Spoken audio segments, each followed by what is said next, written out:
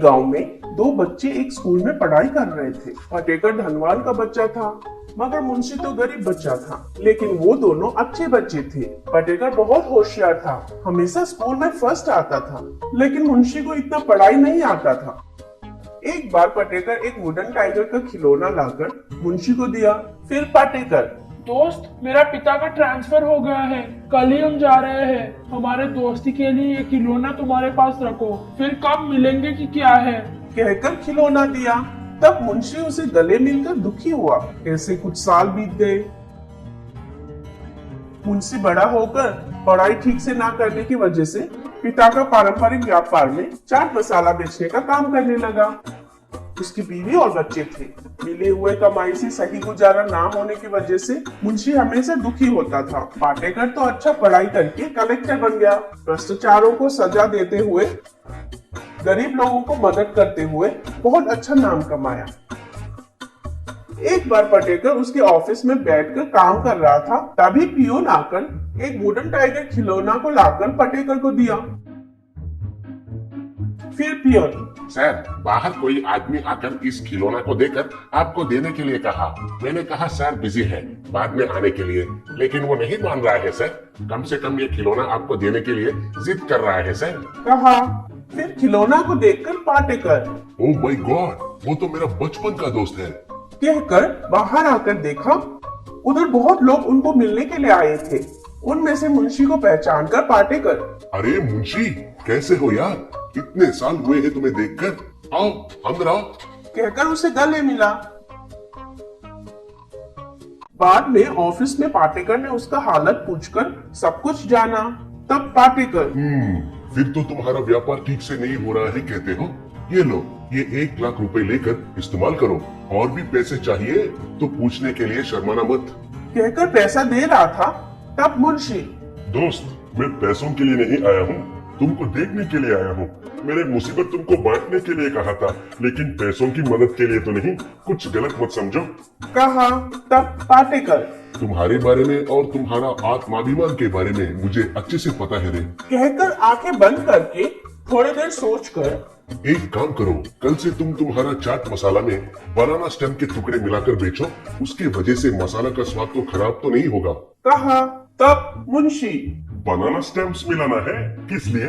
उनको मिलाएंगे तो स्वाद खराब तो नहीं होता है और भी अच्छा रहता है कहकर मैं सोच रहा हूँ, लेकिन क्यों मिलाना है उनको?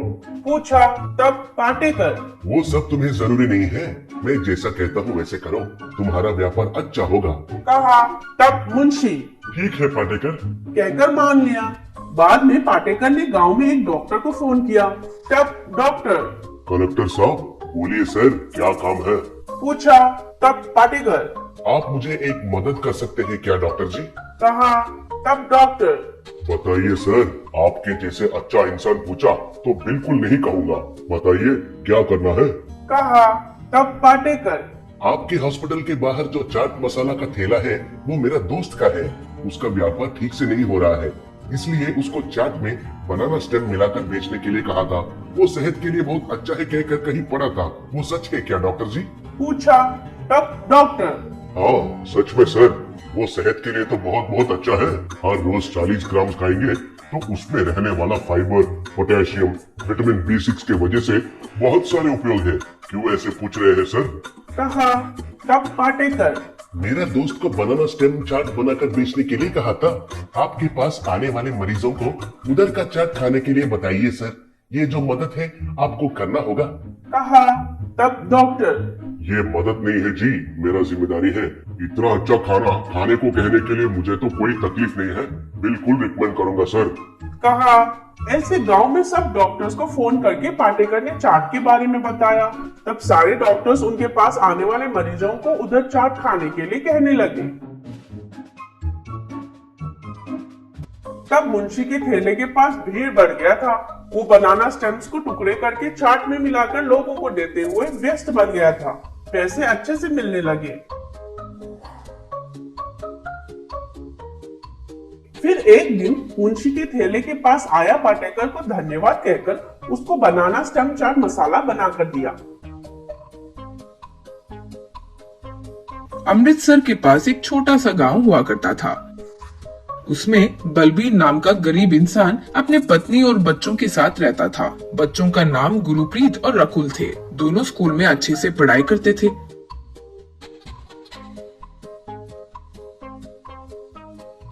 बलबीर और उसकी पत्नी एक बंडी पर रोटी, चिकन, मटन बेचते थे। वहाँ ये सबसे ज्यादा उनका बनाया पंजाबी बॉइल्ड एग टिक्का बहुत मशहूर था। पहले वो मुर्गी के अंडे को उबालकर उसका छिलका निकालते थे, फिर उसे अच्छे से तेल में पकाकर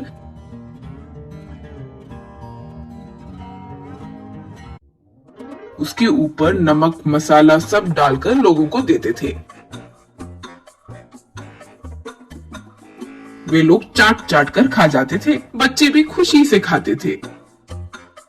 गुरुप्रीत, रकुल को भी वो खाना बहुत पसंद था। वे भी बंडी के पास आकर खाते रहते थे। गुरुप्रीत, पापा, इनका स्वाद बहुत अच्छा है। ये कैसे बनाते हैं हमें भी सिखाइए, हम भी देखते हैं। यूं कहा तो रकुल, हाँ मम्मी, मुझे भी सीखना है, दिखाइए ना। यूं बोली तो बलबीर, बच्चे, इस उम्र में तुम लोग अच्छे से पढ़ाई करके खेल कूद कर जो पसंद आया वो खाना ही तुम लोगों का काम है। ये खाना बनाना वगैरह से तुम लोगों का क्या काम है? जाओ घर जाकर होमवर्क करो। यूं कहा। एक दिन घर लौट रहे बलबीर और उसकी पत्नी को एक लॉरी मारकर चली गई। दोनों की कमर टूट गई और वे बिस्तर पकड़ लिए। वो देखकर दोनों बच्चे बहुत दुखी हुए। बच्चे ही उनकी सेवा करने लगे। एक दिन बलबीर, हे भगवान, ये क्या कर दिया है तुमने? बच्चों को ही देखभाल करने के बदले अब उनसे ही सेवा करवा रहे हैं। हमें आपके पास जल्दी बुलाना भगवान, कहते हुए दुखी हुआ।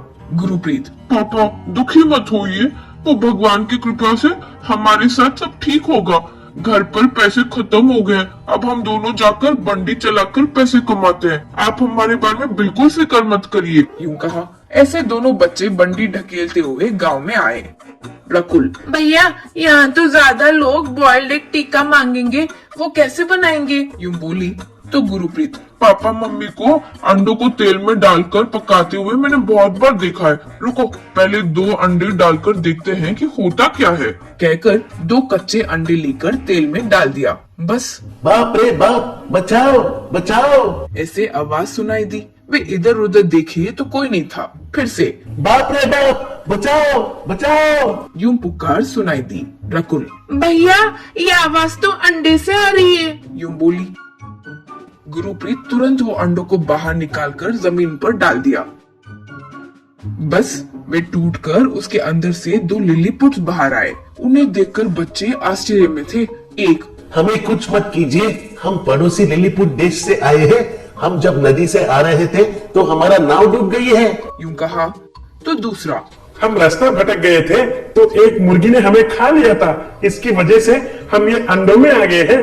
कृपया करके हमारी मदद कीजिए। यूं कहा तो गुरुप्रीत, हम आपको कुछ नहीं करेंगे।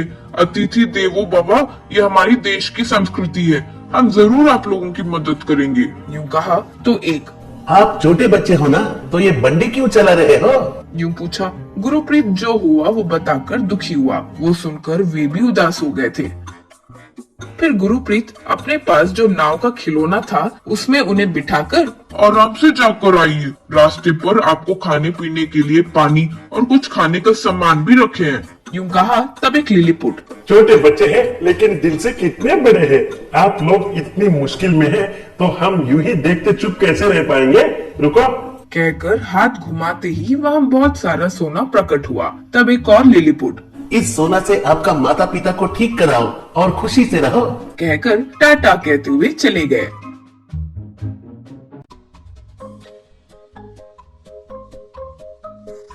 दोनों बच्चे वो सोना लेकर घर लौटे। अब वे सब बड़े बंगलों में रहकर कार में घूमते हुए खुशी से रहने लगे।